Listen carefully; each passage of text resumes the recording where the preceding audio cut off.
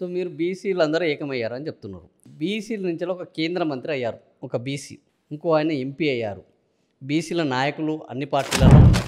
కానీ ఈరోజు ఆ కేంద్ర మంత్రి ఈ బీసీ బిల్లు మీదనే వ్యతిరేకిస్తున్నారు. ఇది ముస్లిం బిల్లు అంటున్నారు. అంటే బీసీలలో ఐకమత్యం ఏడ ఉన్నట్టు, ఈ 42% తీసుకురావాలన్న ఆలోచన ఎక్కడ ఉన్నట్టు? ఈరోజు బండి సంజయ్ ఓపెన్గా చెప్తున్నాడు, ఇది బీసీ బిల్లు కాదు ముస్లిం బిల్లు అని.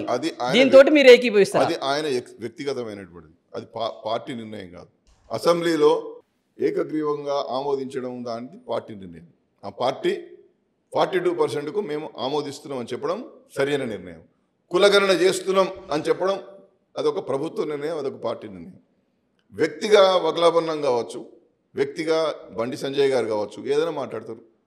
అయితే ఒకటి ఏంటంటే వాళ్ళు హిందుత్వ ఎజెండాతో పోయేటటువంటి పార్టీ అది. ఇవాళ మనం చెప్పాల్సింది ఏంది, ఆ 4% ముస్లిం రిజర్వేషన్లు కాదు, సోషియో ఎకనామిక్ ఏదైతే socially educationally backward classes BC జాబితాలో ఉండేటటువంటి ABCDతో పాటు ఈ కూడా సామాజికంగా వెనుకబడిన వర్గాలు, విశ్వాసం ఏదైనా కావచ్చు, సెక్యులర్ దేశం, అది కదా చెప్పాల్సింది. మనం మాటకు మాట వారికి ఏదో హిందూ ఎజెండాతో వారు పోవచ్చు, కాదని ఎవరంటారు, వారి స్వేచ్ఛ ఉన్నది.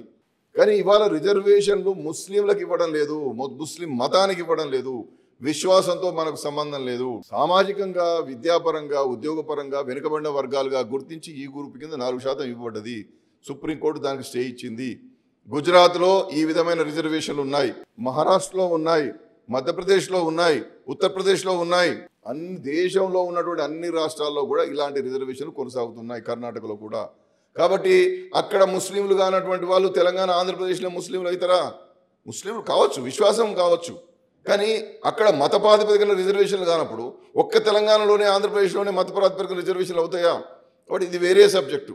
ఇది సంజయ్ గారికి నేను సంజయ్ గారికి ఎక్స్ప్లెయిన్ చేసే ప్రయత్నం నేను చేయను. బీసీ జాబితాలో ఉన్నటువంటి వాళ్ళు ఎవరైనా సోషల్లీ ఎడ్యుకేషనల్లీ బ్యాక్వర్డ్ క్లాసెస్, రాజ్యాంగబద్ధంగా వాళ్ళకి హక్కులు ఉన్నాయి. ఆ హక్కుల ప్రకారం ఈ గ్రూప్లో 4% ఉన్నది. మేము అధికారంలోకి వస్తే తీసేస్తామని చెప్పి గౌరవనీయులు అమిత్ షా గారు, మిగతా వాళ్ళు పెద్దలంతా చెప్పారు కదా. మరి ఏ రాష్ట్రంలో తొలగించారు? గుజరాత్లో తొలగించిర్రా? మోద్గాంచి అంటే గాండ్ల కులము.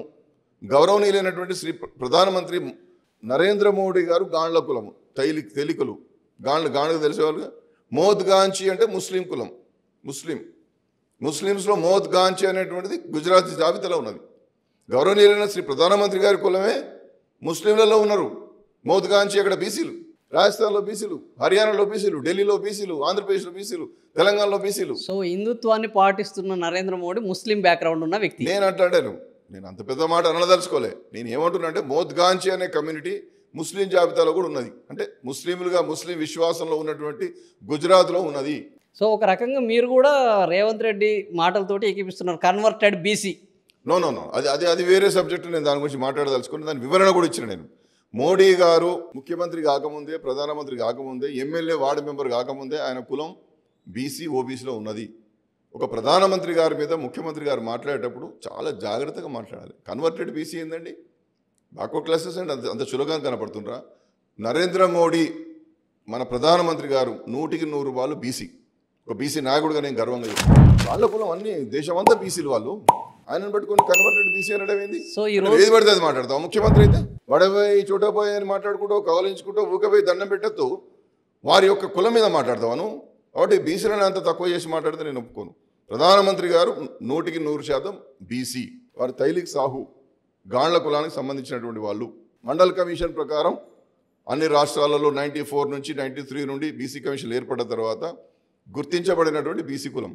కాబట్టి ఆయన ప్రధానమంత్రి, ఆయన రాష్ట్రపతి అయిన తర్వాత, ఆయన ముఖ్యమంత్రి అయిన తర్వాత ఏం చేసుకోలేదు. ఆయన రాష్ట్రంలో బీసీ అయినప్పుడు, దేశంలో బీసీ అయినప్పుడు ఆయన వార్డు మెంబర్ కూడా కాదు.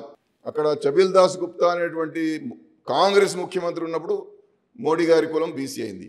మన్మోహన్ సింగ్ గారి ప్రభుత్వంలో ఓబీసీ అయింది.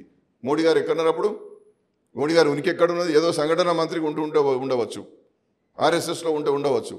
కాబట్టి గౌరవనీయులైనటువంటి శ్రీ రేవంత్ రెడ్డి గారికి మరొక మనం ఏంటంటే, ఇక్కడ బిల్లులు పాస్ చేస్తాడు, మోడీ కన్వర్టెడ్ బీసీ అని ఎక్కడో మాట్లాడతాడు. ఇక్కడ నుంచి బిల్లులు అక్కడికి పోతాయి. కిషన్ రెడ్డి గారికి ఈ రాష్ట్రంలో ఉండే అర్హత లేదని ఒక స్టేట్మెంట్ ఇస్తాడు. అంటే నువ్వు చెడగొట్టే కుట్ర చేస్తున్నావా, మంచి చేసే కుట్ర చేస్తున్నావా?